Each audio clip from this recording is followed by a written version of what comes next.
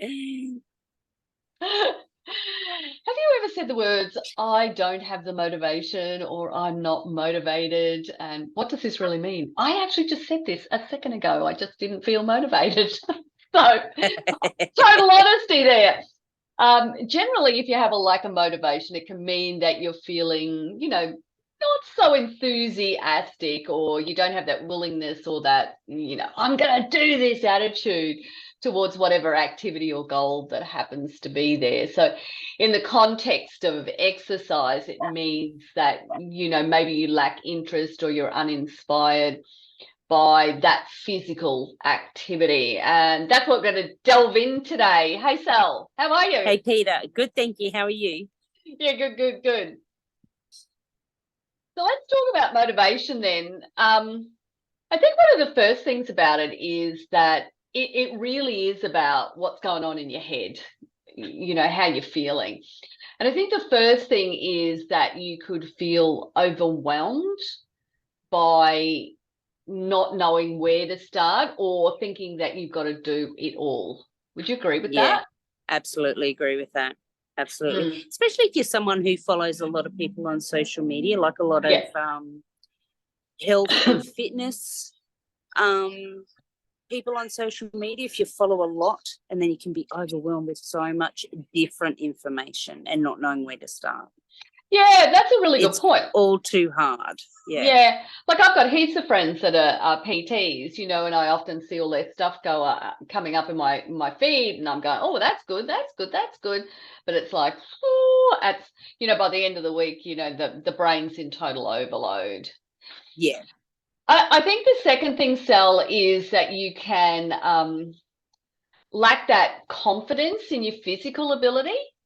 I know that was something that was pretty strong for me, that I wasn't sure whether I could do it, and if I was capable of doing it.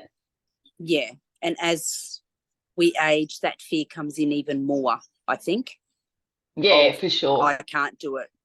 A lot more, and we said this the other day, a lot more I can't come into the equation. Yeah, that's a really good point. I think the other thing is that if you're currently doing an exercise program and those words are starting to happen, I'm not motivated, that could be that you're maybe again uninspired by the workout that you're doing, or you're starting to suffer from, I'm feeling a little bit bored by this thing. And if you are feeling like that, then, it's time to tap into, why that boredom is sinking in and why you're starting to feel that way. Mm-hmm. And you'll notice that probably in, not attending as many workouts. Yeah. During the week you can feel, I won't go tonight. The other thing too is when that boredom is setting in, and we as PTs know this, that even if you're doing strength training, doesn't matter what it is you're doing, every 6 to 8 weeks you want to change it up a bit because your body's used to what you're doing. Yeah, absolutely. So if that boredom's starting to set in, do something else. If you're used to using weights, dumbbells, barbells, that sort of thing, start using a resistance band. Or go to body weight. Go to body weight. If you do the same class, group fitness class in a gym 3 times a week, change it up, try something different. Have a laugh at yourself. My sister is a group fitness trainer, and she does a lot of different classes, and I'll do her cut classes occasionally, and it's fun because I have no idea and I have no coordination, but it's fun. Yeah, I know that I recently did a step class, and it was just, the craziest thing. And before that, I did a Zumba class, and I hadn't done one of those in a long time either. So, that was just, you get the opportunity to laugh at yourself, which is a bit of fun. Yeah. And you walk out, you've got those endorphins flowing, those happy hormones. Yeah. I think it's important, though, not to take yourself too seriously. No. So not at all. Yeah. No. Definitely. And I think so. The other thing that can happen is that you may have had like a change in circumstance. And that could definitely impact your motivation. So, you might be under more pressure from work, so you're feeling more stressed, or you might be not feeling well, or you could have some type of illness that you're experiencing, or there's just been a complete upheaval going on in your life, and all of those things can have you feeling lackluster and unmotivated to do something, and lost. Yeah. And another one can be an injury. If you're healing from an injury, that can often, you get into that protective mode, so you don't have that motivation to get back to where you were prior to your injury. Yeah, that's a good point as well too. I think the most important thing, though, when it comes to motivation is to be aware that it doesn't mean that you lack willpower, and it doesn't mean that you're lazy. No. What it does mean is it is time to deep dive into, what's holding you back. It's time to actually look at your goals. What are they? What are your thoughts towards exercise? And this is where that honesty piece just comes in. Yeah. And I think, it's one thing that we find it difficult to do, is to really, really be honest with ourselves about where we are, how we're feeling.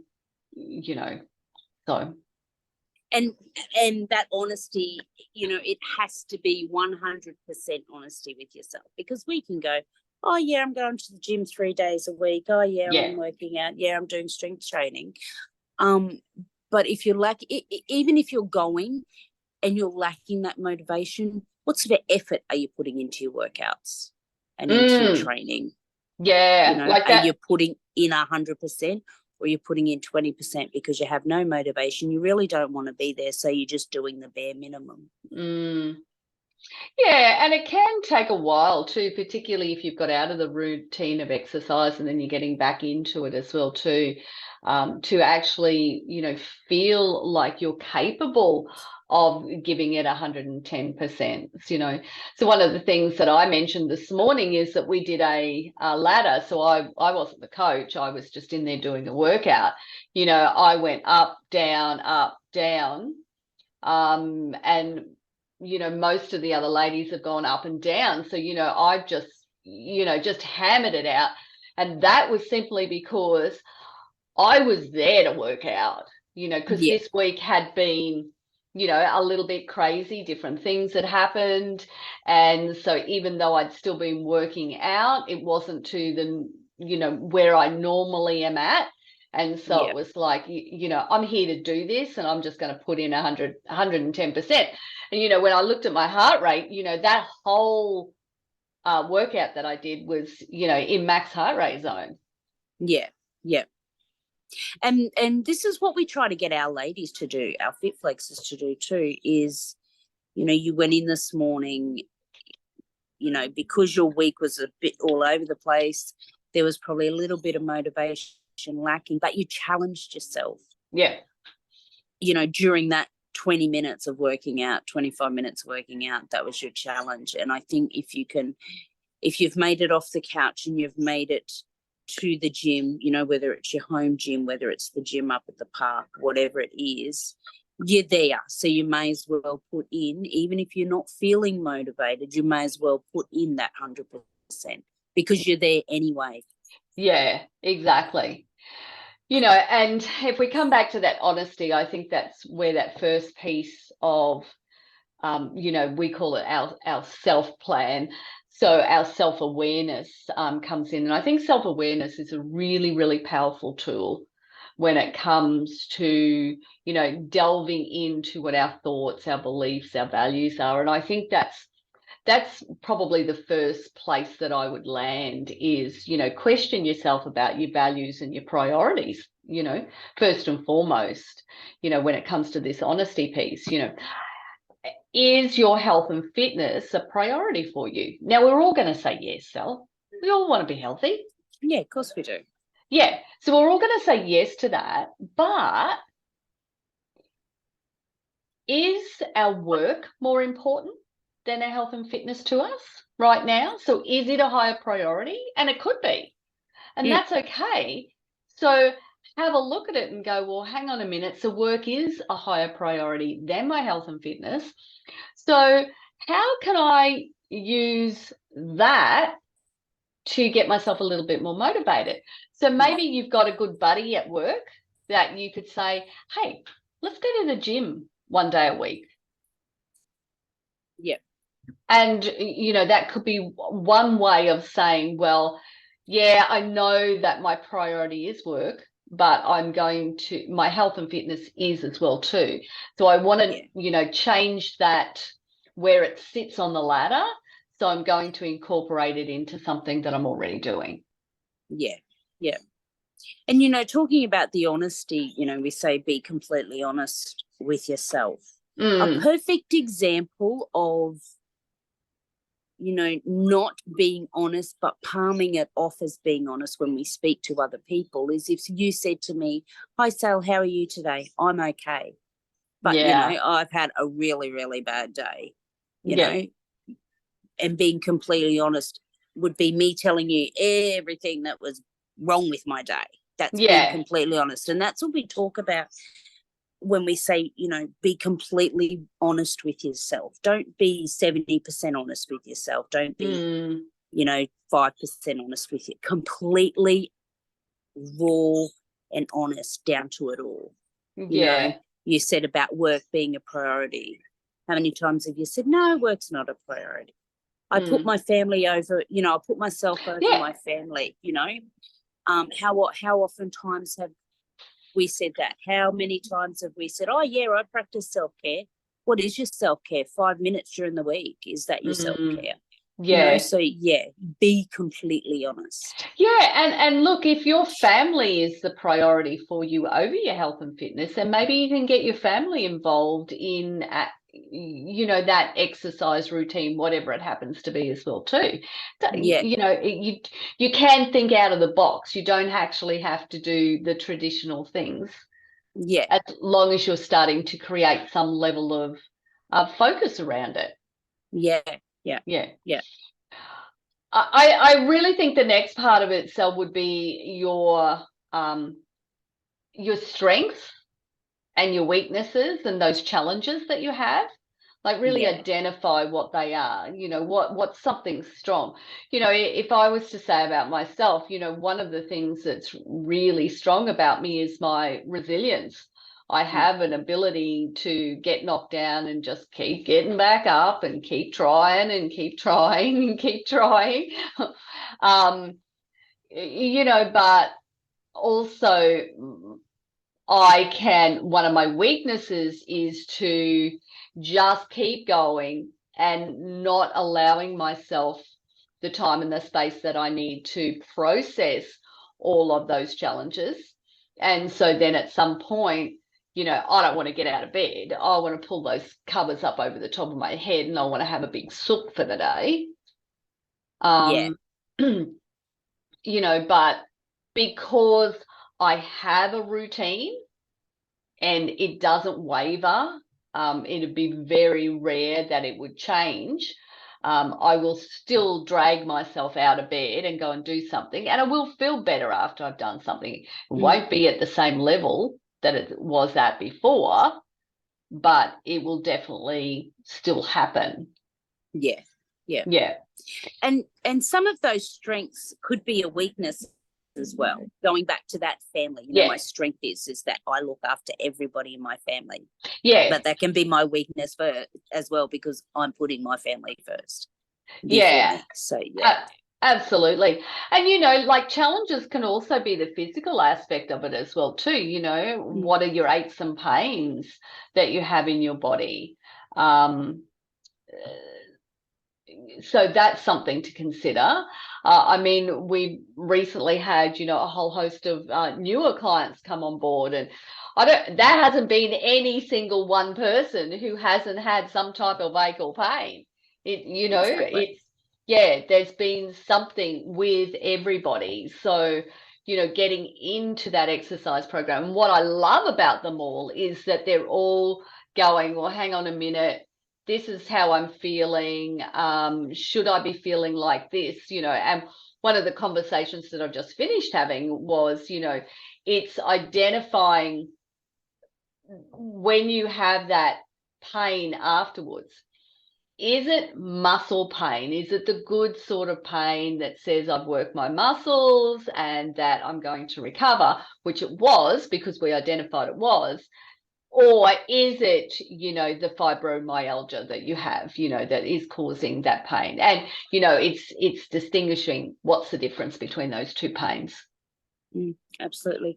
And we often talk about this when we do our flex part of our fit flex, connecting your mind with your body, comparing left and right, what's tight, what's not tight. Yeah. And it's amazing when you do those sort of things, those light bulb moments that come on for some people, and they realize, I broke that arm when I was when I was 10 years old. Maybe that's why it aches sometimes when I do this. Yeah. So it's really good to connect when you're talking about your honesty and the physical part of it. Connect that mind with your body. Yeah, for sure.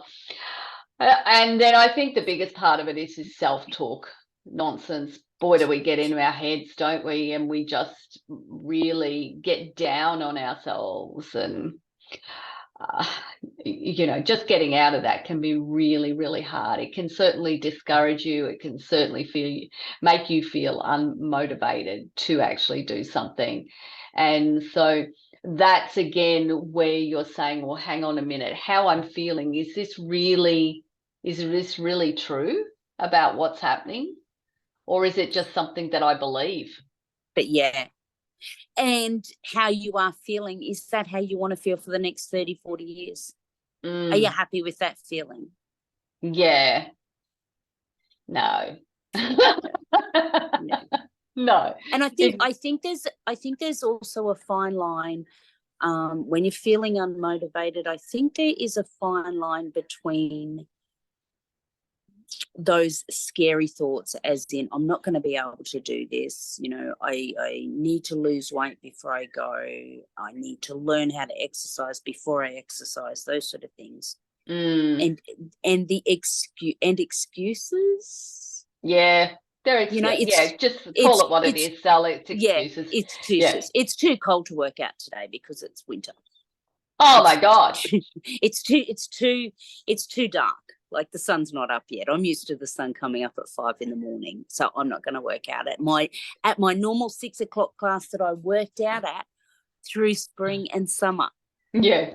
And it's really, and like, it shows up. It's totally showing up, because I actually put a post up the other day and I just said, well, okay, because I'm a stats girl, as you know, and so I looked at it and I went, well, hang on a minute, in the beginning of the year, we were working out, 89% of our clients were working out. We're now sitting, we got down as low the other week at 38%. I mean, that's still great compared to a traditional gym, because they only work on about 25%. So 38 is still great, but it's not compared to, the 89% and the 94% and everything that we've had, when it was warmer, which is really interesting, because let's face it, it is Queensland that we live in, and a lot of our clients are in Queensland as well too. It's not cold. We're cold about 1 month of the year, and you would think that it was minus 20 degrees and snowing. Oh, look, I know. Look, it was 2 here the other morning. And so I've come wandering out and I've said to Paul, do you think we live in a tent? Because he's got the door open and I'm walking around in my undies and bra. And he said, oh, you always tell me you're such a Spartan warrior. So you know what I did, of course, just to prove that I am. I walked outside like that. I raced around the yard. Yeah. Came back She inside. does live on a farm, people. Oh, yeah, she does live on a farm. I got no neighbours. Well, I do have neighbours, but they're family, so it doesn't matter. Oh, dear me. And look, undies and bra, that's no different to a pair of swimming togs anyway. So No, that's exactly right. I wasn't naked. No. Bit of cold therapy. Yeah, a bit of cold. It was definitely a bit of cold therapy. And yeah, you could feel it like the minute I walked back inside. I went, oh, I'm toasty warm now. And yet if I just stayed inside, I would have thought it was cold. Yeah. So it's all about, the context, isn't it? Yeah, definitely. Yeah. I think so. The one thing that I want to wrap up with is this idea of tracking. I just don't think we track enough. We just don't look at things. We don't see how we're traveling. We just go through the process and we do it day in, day out. And we don't bother to go, well, where am I at now? Am I declining? Am I improving? Because, if we're not improving, then that's where that I'm not motivated is going to come in, because it's like, well, I'm not seeing any results. Well, we're not seeing any results because we're not measuring it, we're not tracking. So we're not, whatever it happens to be. So therefore, I'm not going to improve, and that doesn't have to be around weight or body fat or anything like that. That can certainly be around, push-ups or shoulder presses or chest presses or, any type of exercise. It's like, well, what is my target? Can I get, we all should be able to do 10 push-ups. And I'm not talking about 10 push-ups off our knees. I'm talking about 4 push-ups, If we want to live a long life, that's just a basic thing is, can you do a push-up? Yeah. And I don't know how many ladies I've spoken to over the last, couple of weeks who have said, I can't get down on the ground. Yeah. And accept it. It's okay, part of aging. I'm just going to accept it. That's okay. I can't get on the ground. I can't get down and play with my grandkids. Sorry, my cat there again? Yes. Yeah, yes. I'm on my cat's chair, so I do apologise, everybody. He's not happy. So he's just pushing it off. Yeah. And it is interesting though, Sal, because it's like, well, if you have a fall, how are you going to get up? Particularly if you live by yourself, what are you going to do? Yeah. Totally. You're just going to stay there. Yeah. And look, I have seen that, a couple of years back, where someone just waited for her son to turn up. And she was in a really bad condition by the time he got there. Yeah. So, I think self-awareness is, the be all and end all when it comes to motivation. It's like, let's dig into all of these things and, be honest with ourselves about where we're at, how we're going to track it, what are those real thoughts? What do we want to accomplish? What is truly our priority right now? And it's okay. If your priority is something different, then that's okay. So don't half-ass it, really. No. And if you, talking about tracking, as you said, we are big on tracking. So track everything. Get a notebook. Write down everything we've just discussed, the self-awareness and all that sort of thing. Because if we can give ourselves negative talk, we can give ourselves false positive talk. So thinking that we're at a level where we're not actually at. Oh, I'm glad you said that.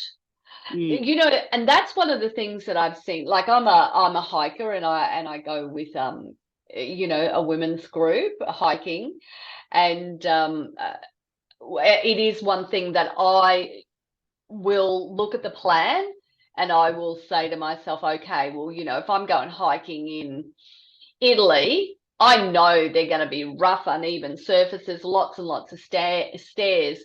If that plan doesn't have in it, some stairs and uneven surfaces, I'm going to add that stuff into my plan because I know that's what I'm going to need. But there are people who come along to those things, even though the plan says to do this, they don't do it and they think, I'll just wing it. And then what happens is everybody else has to come back to that level that they're at because they haven't put that amount, they've overthought that their ability was more than what it was. Yeah. Whereas I always think that I'm less than what it is, so I always do more. Yeah. Well, there's an interesting point to finish up in, isn't it? Or on, it is. I should say. It is. Yeah. It is. So when you think about your ability when it comes to exercising, are you thinking that, you are at a certain level? And if you are, then go test that level. And if you're thinking that you're not at that level, go test that level. Go test it. Yeah, see where you're at. Yeah. But no negative talk, accept where you are and do something about it. Yeah. Take that first step. Yeah. Good place to finish. Thanks for joining me, Sel. You're welcome. Have a wonderful day. I will. See you, ladies. We'll see you all soon. Bye, guys.